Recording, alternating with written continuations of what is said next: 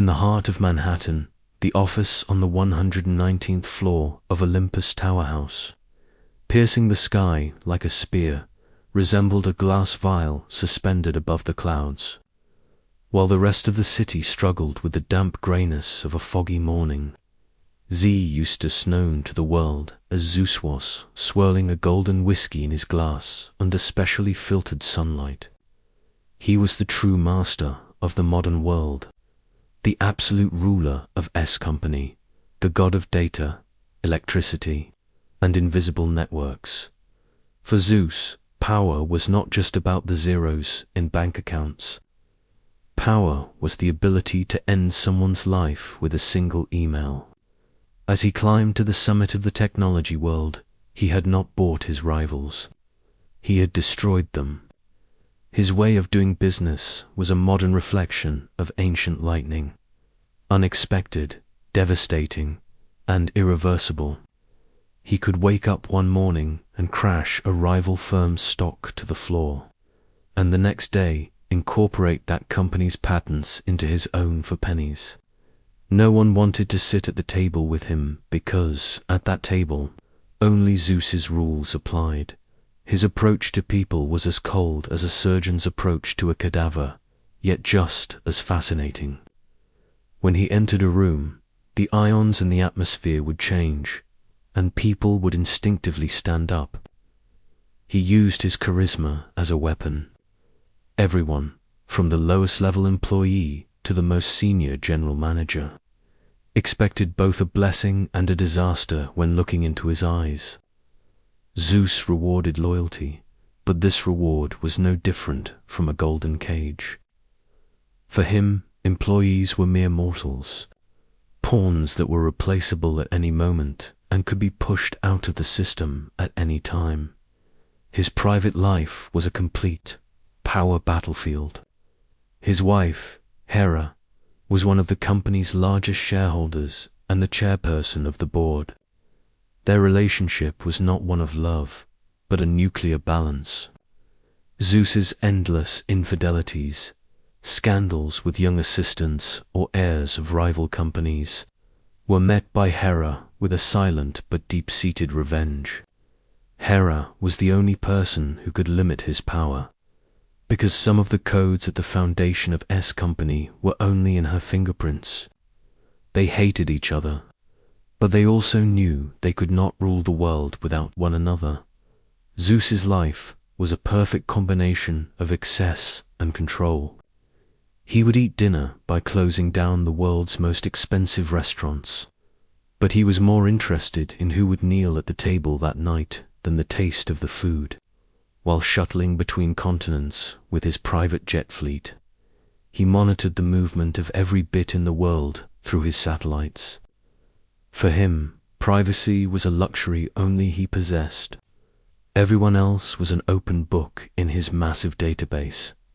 His greatest hobby was adopting young entrepreneurs in whom he saw potential. He would provide them with funds, mentor them, and allow them to shine. However, whenever one of these youths tried to overshadow him with their own light, the true face of Zeus would emerge. At that moment, the glittering CEO would vanish, and the son of Cronus, who swallowed his children to protect his throne, would take his place. He would erase that youth from the sector, destroy their reputation, and make them unable to find a job in the tech world again. For him, this was not a hobby, but the preservation of the universal order at the end of the day. As the sun set over the New York skyline, Zeus would stand in front of the window and look down at the millions of people who looked like ants. He decided what they would eat, what they would watch, and who they would vote for. He was the feared and admired god of modern times, ruling the world from server rooms within the clouds, bending ethical rules according to his own desires. And in his world, the storm only ended when he allowed it. The main boardroom on the 119th floor of S Company, dubbed the throne room, was plunged into a frozen silence that morning. Outside, A layer of grey mist hung over the Hudson River, but the tension inside weighed down the air like the silence before a storm. At the head of the table, Zeus, Eustace, was rhythmically tapping the table with his gold-engraved pen. This sound was like a war drum touching the nerve endings of the other two giants in the room. Asterisk. On the right side of the table sat Pishon Poseidon, the absolute ruler of transoceanic logistics and maritime trade. His expensive Italian jacket radiated a fierce energy, as if it had been soaked in a stormy sea. Poseidon controlled the shipping routes through which 90% of world trade passed. He started the strikes at the ports and directed the oil tankers. On the left side was Adrian Hades, who wore silence like a shroud. The dark king of underground mines, rare earth elements, and global data mining. Hades did not like daylight. His power was in the depths, in the darkness, in the coldness of server rooms, and in the priceless veins beneath the earth. "Brothers," Zeus began, his voice like a clap of thunder echoing in the room. "We did not come here this morning to look at each other's faces and reminisce about the old days. The world is changing. Data is no longer just a file stored in the clouds. It is now the fuel for everything. And you too are so drowned in your own little kingdoms that you do not see the real danger on the horizon." Poseidon leaned toward the table, his eyes as cold as a shark's. "Little kingdoms. Eustace, your famous cloud is nothing but a dream without my ships. Who do you think brings those massive generators needed to build your server centers along which route? If my ships stop, the world stops." Hades intervened in a lifeless tone. His voice resembled the silence of a grave. "Your ships may float, Sean, but the steel needed to build those ships and the cobalt inside those chips come from my mines. And Eustace's empire breathes through my dark fiber optic cables. The real issue is not who is bigger. The real issue is what Prometheus is doing." When the name Prometheus was mentioned, the temperature in the room dropped a few more degrees. Prometheus, a young, brilliant software developer, had developed a decentralized energy and data protocol he called Fire. If successful, there would be no need for Zeus's cloud, Poseidon's roots, or Hades's infrastructure. Power would pass directly into the hands of the people, that is, the mortals. Zeus stood up. His height seemed more majestic than anyone else in the room. "Prometheus is a fraud," he said in a sharp tone. "He wants to destroy this order, this hierarchy we have built. He promises people free energy and unlimited data. He promises them to live like gods. But remember, fire is not just for warming. It is also for burning." Zeus walked toward the glass wall of the room and looked at the city below. "We will not destroy him," he said in a low voice. "We will drown him within his own invention. Sean, you will seize all containers carrying his prototypes in your ports. Adrian, you will freeze all crypto wallets he is funded by and block the underground data paths. And I will bring his reputation down from the heavens to the ground. We will declare him a terrorist, an enemy of the system." Just then, the door opened abruptly. Hera entered, wearing a flawless business suit and holding a state-of-the-art tablet. There was a spark in her eyes that made even Zeus pause for a moment. "You are too late, gentlemen," Hera said, her voice snapping like a whip. "Prometheus just leaked the source codes of fire to the internet. And Eustace, those LIDA files in your private server, I think they are now public property." The unshakable expression on Zeus's face cracked for the first time. Outside the window, a bolt of lightning suddenly flashed across the sky as if in response to his anger. But this time, He had not caused the lightning. Control was slipping from his hands for the first time. The crystal whiskey glass in Zeus's hand shattered into thousands of pieces on the marble floor of the room following Hera's words. But this was a beginning of a reckoning rather than a burst of anger. "Leader files," Zeus muttered, his voice now taking on that eerie silence at the center of a storm.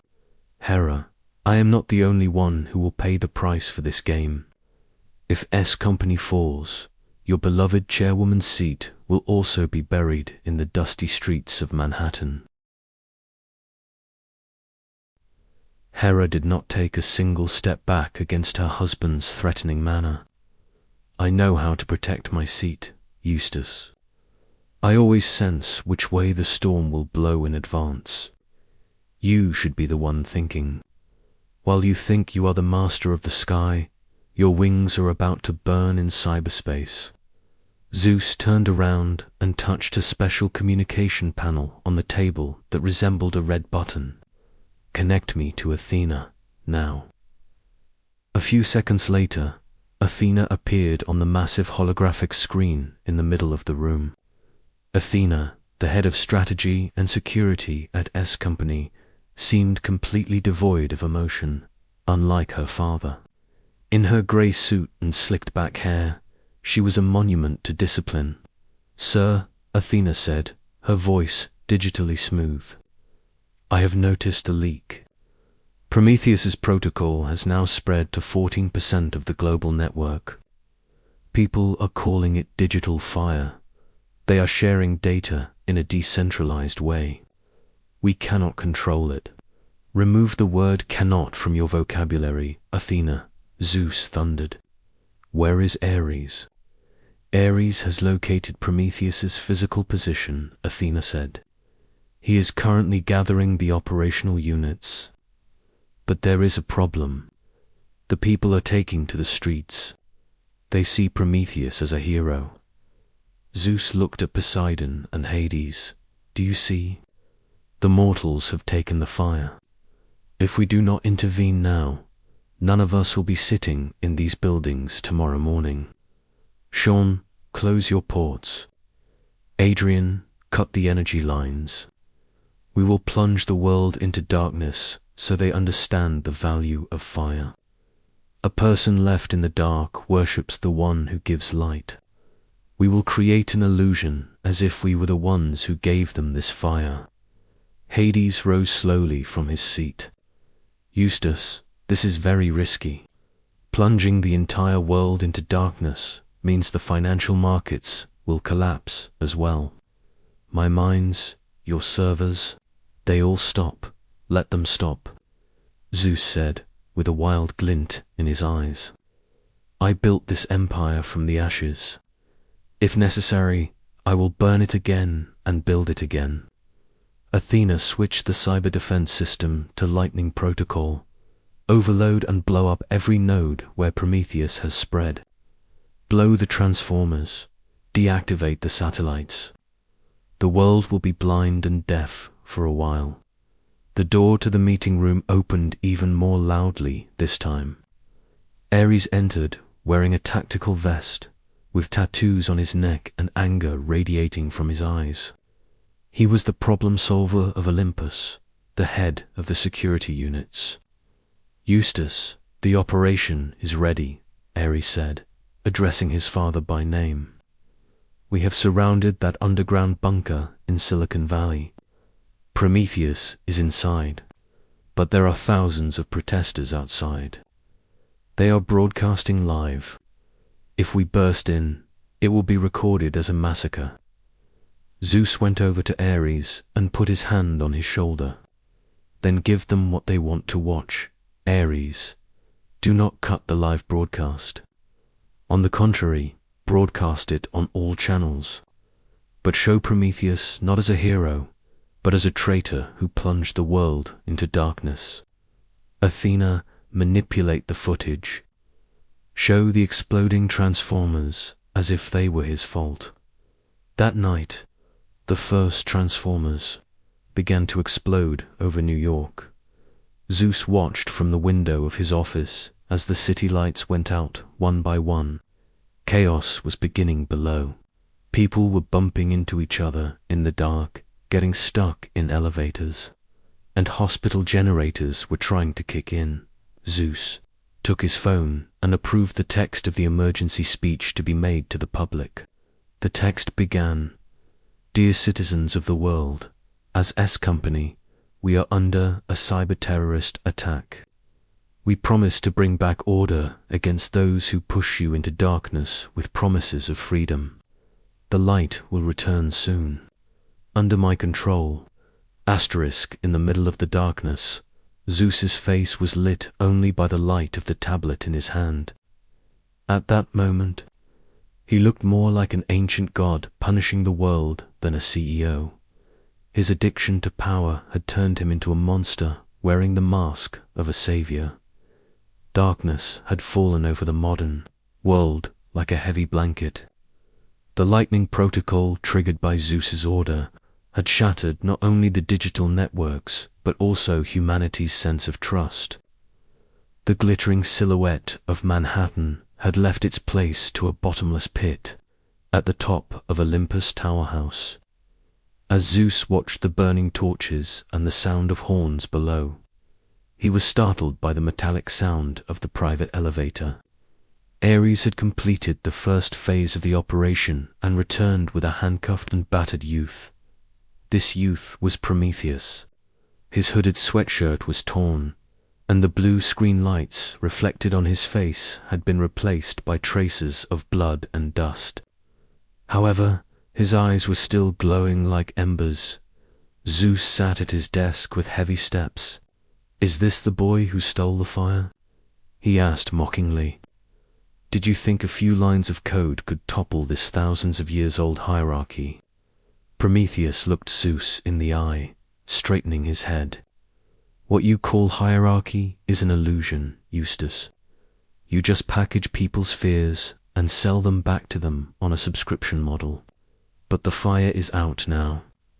My codes are in servers all over the world, hidden in pits deeper than Hades' mines, where you cannot reach." Zeus laughed. The sound echoed in the empty office like a clap of thunder. "Do you really think mortals can use that fire? You gave them freedom, but look down. They are looting each other right now. They are afraid of the dark. If you give them free energy, they will use it to destroy each other. Humanity needs a master, a bringer of light. I give them this light, and in return, I only ask for obedience." Just then, Athena entered. She handed the tablet to Zeus. "Sir, we have a problem. The footage we manipulated is backfiring. People have analyzed the signal codes at the moment the transformers exploded. They have found your digital signature. The public has begun to realize that Prometheus is not a traitor, but a victim." The smile on Zeus's face slowly faded. "How can that be?" "We shut down all the networks." Athena swallowed. Hera used her own private satellites to create a public Wi-Fi network. She released a patch that deactivates your protocol. Right now, the whole world is watching this room. Zeus slowly turned his head toward Hera. Hera emerged from the shadow in the corner of the room. She had a champagne glass in her hand, and on her face was the peace of a victorious queen. "Eustace," Hera said calmly, "your power addiction has blinded you. You are Zeus, true, but remember that I am also Hera. Half of this company is mine, and I will not let this ship sink because of your ego. The board has started a vote for your removal, and I gave them the evidence they needed." Zeus felt the ground shaking beneath him for the first time in his life. He was the master of the sky. No one could remove him from his throne. Just as he was about to jump up and walk toward Hera, Ares intervened.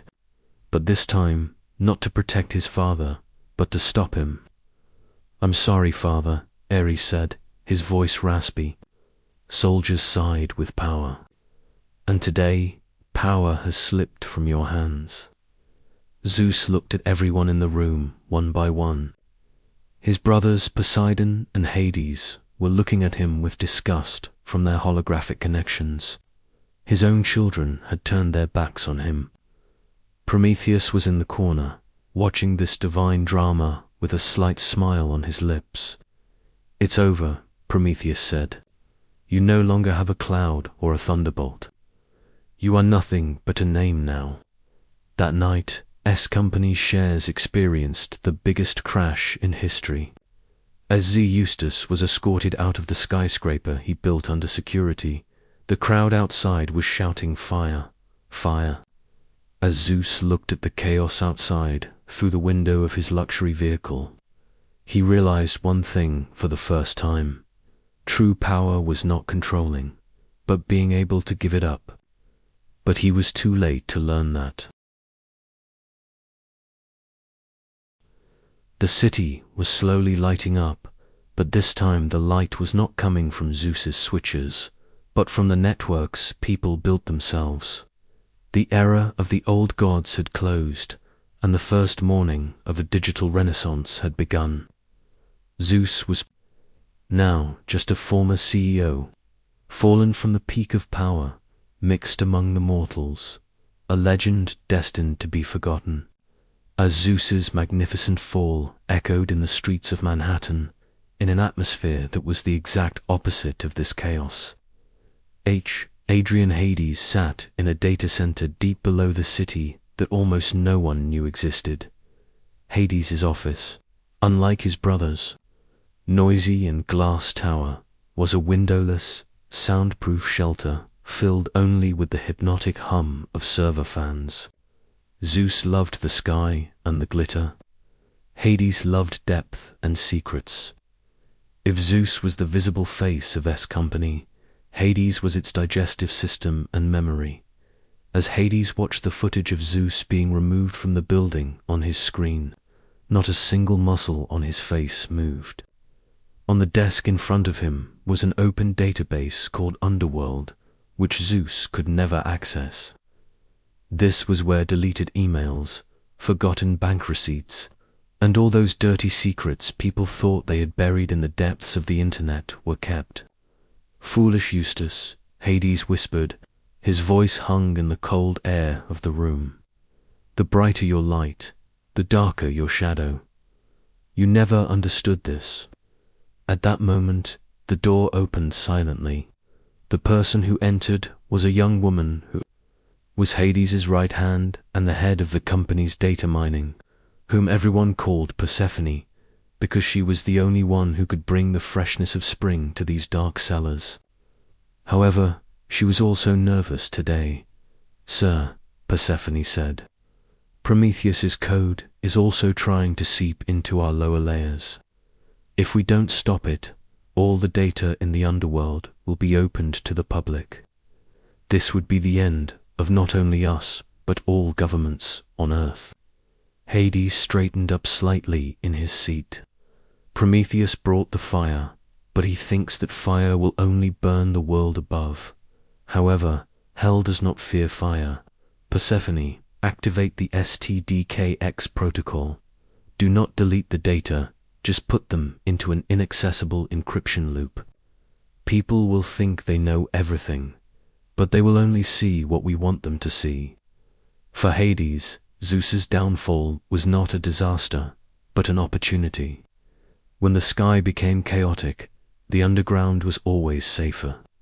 Zeus's pride had made him an open target, whereas Hades knew that being invisible was absolute power. "What about Prometheus?" Persephone asked. "The public has declared him a savior." Hades smirked slightly. This was a rarely seen, ice-cold look. Every savior becomes a tyrant after a while. People will give him everything, all their data, all their trust. And when that day comes, Prometheus will also become a Zeus, and I will be waiting here, below. Gods change, Persephone, but the underworld always remains the same. Hades turned off the main screen in front of him. The room was plunged into total darkness, with only the small red lights of the servers continuing to glow like eyes. Zeus's era was over. Poseidon was struggling with the storm in his ports. But for Hades, the real game was just beginning. Because when the lights went out, everyone would eventually owe the King of Darkness. In Hades's world, time was not measured in seconds or stock market sessions as it was above. Here, time was measured by the infinite flow of bits and bytes and the complexity of encryption algorithms. As Zeus was removed from Olympus's tower like a criminal, Hades leaned back in his kingdom in the depths. On the massive screen in front of him, thousands of data streams were gliding from top to bottom like a waterfall. Eustace's mistake was trying to manage the light, Hades said, without looking at Persephone. Light is seen by everyone, followed, and eventually extinguished, whereas darkness is everywhere and no one can capture it. Hades's real plan was to fill the massive data gap left by Zeus's fall with his own silent methods. The fire protocol spread by Prometheus promised that people would see everything transparently. However, Hades knew that people were afraid of transparency. No one wanted their entire past, dirty laundry, or secret spending to be seen by everyone. "Is the STDKX protocol active?" he asked. Persephone confirmed, moving her fingers rapidly across the hologram keyboard. "Active, sir. People are currently using Prometheus's free internet, but what they don't realize is that all that free data traffic is passing through our nodes. We gave them a highway, but the toll booths still belong to us." Hades smiled slightly. This was not a smile of victory, but a confirmation of an inevitable result. Zeus's noisy dictatorship had ended, replaced by Hades's invisible oversight. No one was worshipping a god anymore, but everyone was living in that god's property without realizing it. "Now," Hades said, his voice coming from deep as a whisper, "let's send a small gift to Prometheus. Let's show him what it really means to be the bringer of light." Hades opened a hidden folder on his screen. The folder's name was Cerberus. This was the world's most advanced artificial intelligence software. Cerberus would seep into Prometheus's decentralized network, identifying every user but without letting anyone know. Every second people thought they were free, they were actually being placed into a cell in Hades's massive digital prison. "My brother lost his throne," Hades said, looking at the red server lamps, the only light source in the room. "But I have expanded my kingdom.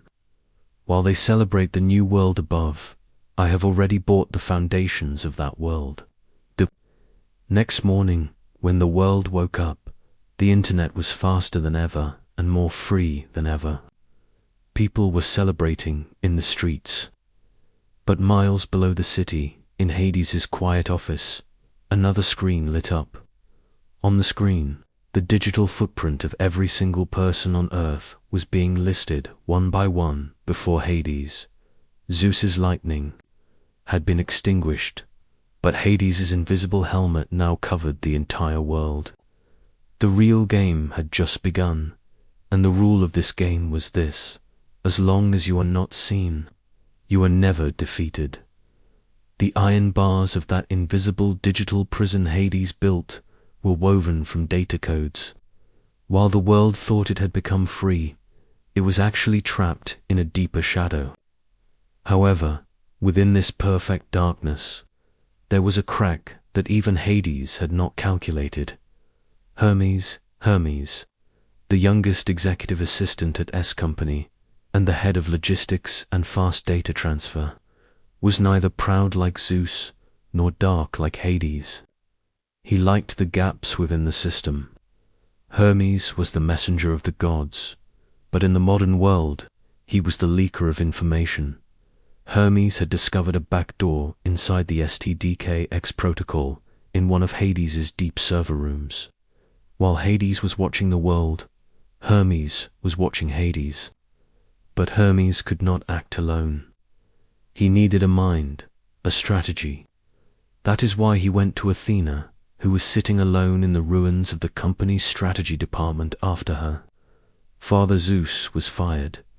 Athena had turned off all the screens in her office and was taking manual notes on paper with a pen in the dark.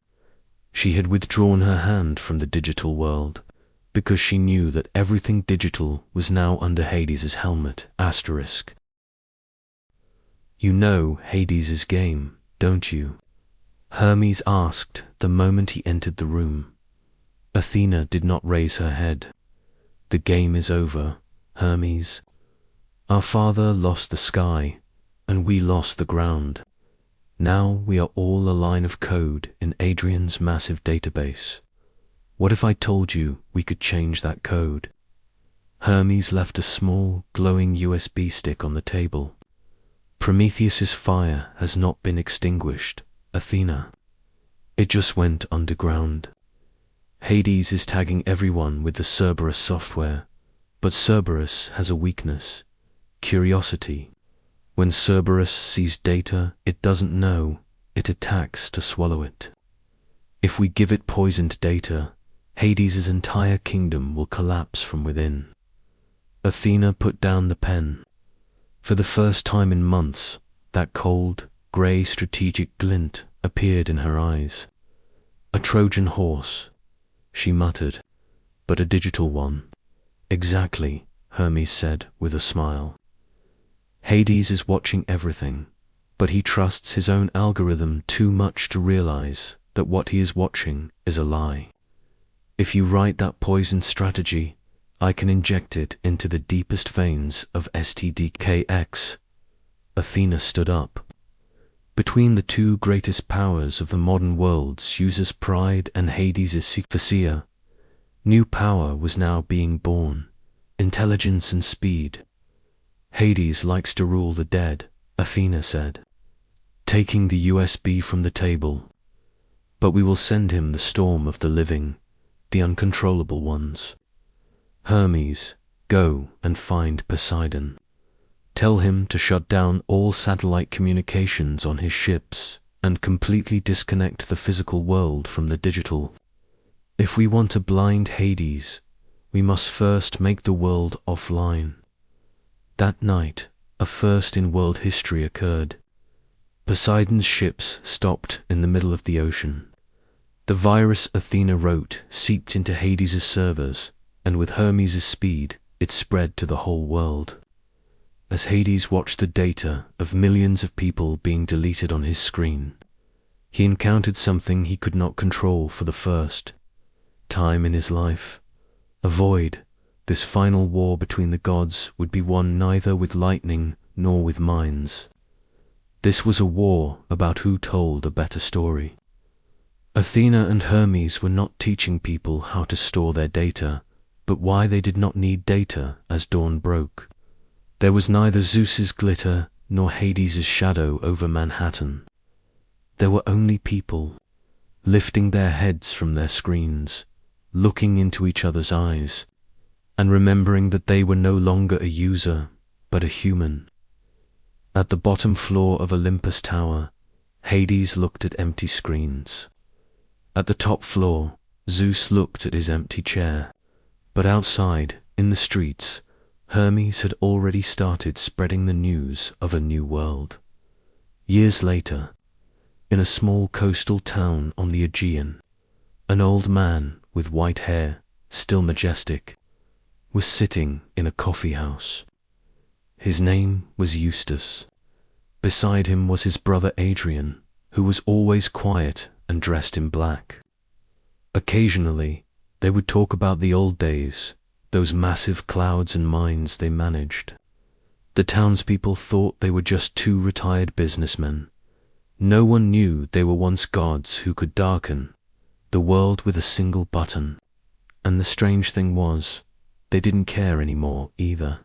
because they had understood that true power was not ruling a world, but watching that world be able to turn without needing your rule.